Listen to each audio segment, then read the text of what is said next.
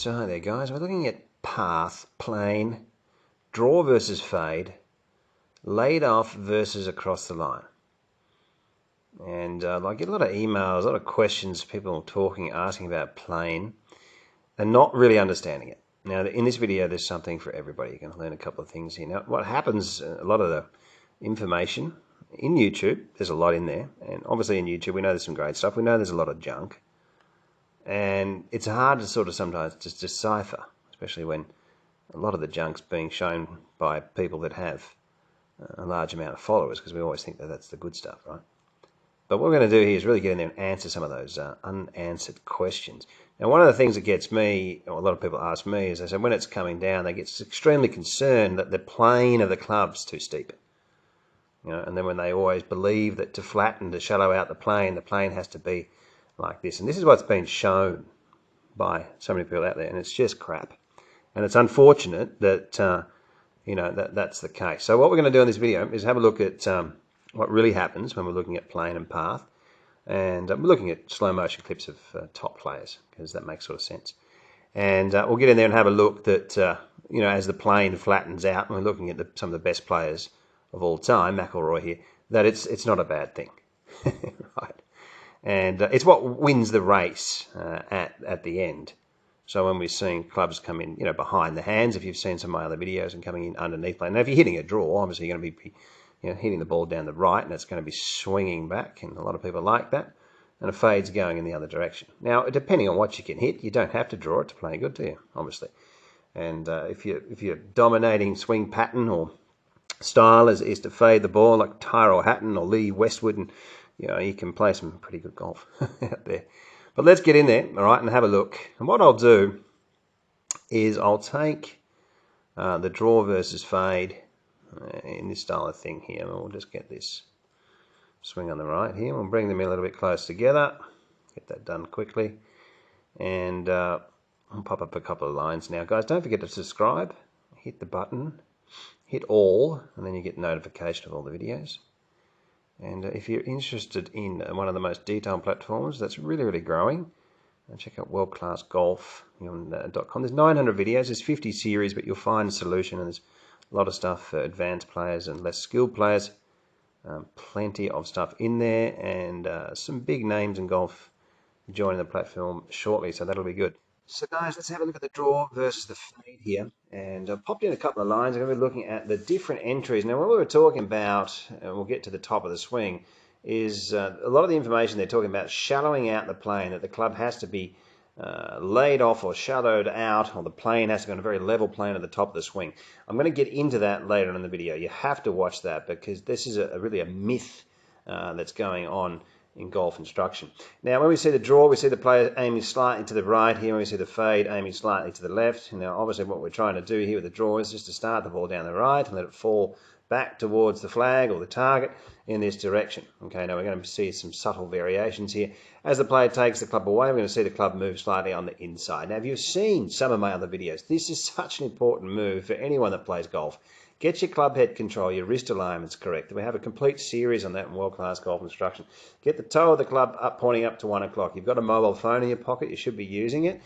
Golf's a very, very difficult game, and it's just as hard to maintain your game week after week. Now, when we see the takeaway and the fade, it's going to be slightly cut across the ball or further left later in the swing, and we can see that the club's slightly more out in front. Obviously, when we get further back into the swing, it becomes a little bit more exaggerated. We see that the hands are deeper back, not as much room here from the shaft back into the original shaft plane, but we can see that the fade, there's quite a bit more. Now, when we're seeing good players, tour professionals, hit fades and draws, we're going to be seeing a big difference at the top of the swing. Now, this is the myth. People are trying to flatten and shadow out their planes, but they're actually making them come further from the outside and tip the club over at the latter part of the downswing.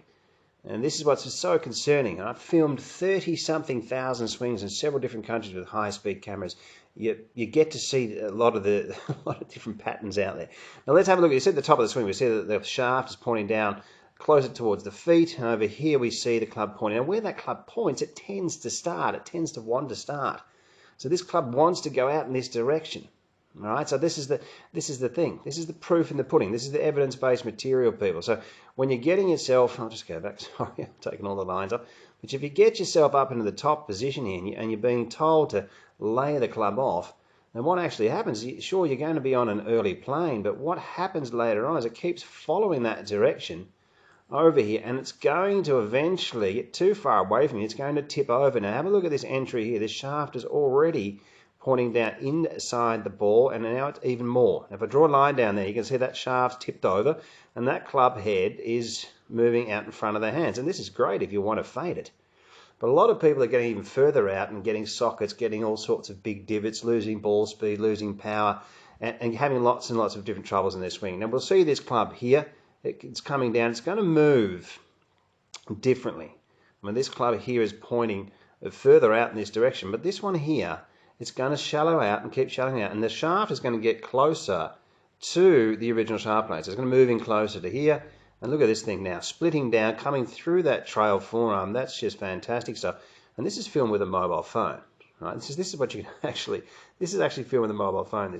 So we're coming in behind the hands, and this entry, what I've been talking about, coming in with the club head behind the hands and that toe of that club just on this side of 12 o'clock. And people, if you get that position, that's gold. You're going to be very, very happy with yourselves, and you're going to enjoy your golf. And you'll see the club now moving through the golf ball. We'll see it's got a little bit more room here, but we'll see this one, as I said, this one tips over in front of the hands. And I mean, it was a well-hit fade. I'm not against, nothing against fades. You can see that this club head closer to the original shaft plane. Where it does get interesting is when we have a look at the shoulder plane here. Now, this is something we're seeing with players like great faders of the ball, great ball strike, Tyrell Hatton, Lee Westwood, Dustin Johnson. We're going to be seeing very steep shoulder planes through the ball. The club head's not going to release as much. The draw is going to release a little bit freer. We can see the club head letting go, and we're going to see that the shoulder plane here not as steep, but still into the 50-degree areas. You've got to have a look at your averages of movement. Right? If you've got a couple of hundred great ball strikers and they're all within 10 degrees of each other and you're not, you've got to have a look at that. And I enjoy that golf's moving in that direction rather than just standing in front of the camera and talking about this is how you should do it. You really need to be a little bit more than that. If you're spending a lot of money and time on your golf, you want to be making sure that you're working on the right things. And to become good at anything, you need to practice and chip away at something. And there's no quick fixes. But everyone has the thumbnail, the magic move and all this sort of thing, because that's what people actually do believe. Now, when we get up into this finished position here, it's going to look pretty much similar at the end, but a lot has gone on. Now, this is also a great area of the swing, people, to get your neck tilt, get your head on the side, and just to mimic the things that the great ball strikers do through the golf ball. World-class golf instruction has over 700 detailed videos for every golfer. Practice programs and evidence-based material is applied to helping you to become your own coach and play your best golf. Join us in the chat room and join the community of world-class golf instruction. Now, when we're looking at the faders of the golf ball, when we're looking at, I love this guy, Tyrell Hatton. If you've seen this guy pitch, it's out of control. It really is just unbelievable what this guy is doing around the greens. And 12 to 18 degrees of shaft lean, you've slowed it down in slow motion. I had a look at the just unbelievable control, bring the club in behind the hands, and that's another thing that we have in world-class golf instruction, a very, very advanced pitching series showing the different motions and chipping yips as well for anyone out there having trouble with that. Okay, so guys, let's have a look at these entries. When you see the typical faders moving into the golf ball, you're going to be seeing them coming down quite steep. Now, I'll do a video on Tyrell coming up. He's got some very interesting moves, but Westwood and him very, very similar in the way that when they're coming down into their downswings, looking very much the same with the shaft and the plane here. The one thing I do notice with Tyrell is he does fade the ball, and he does have that club head just ever so slightly pointed over towards this side here. And yeah, he does, and he fades it well. He's such a great player, this guy. Through the golf ball, you're going to be seeing, the moves with the shoulders very, very steep with both players pointing right down towards the golf ball. And that's the type of things, we're going to be seeing with, faders. Most often not, you're going to be seeing them with, Dustin Johnson swings a bit an exception to the rule in many regards. We're going to be seeing more of a higher swings.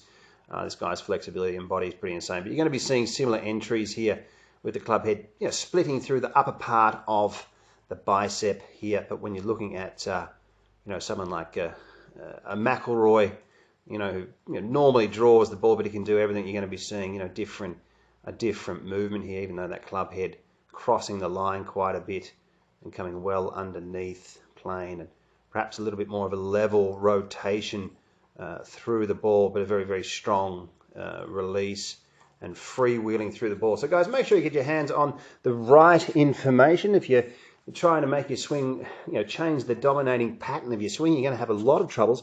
And keeping the stuff that's actually good stuff like that. So by hitting a draw and getting more from the inside, there's ways you can do it. We have a couple of series on World Class Golf Instruction.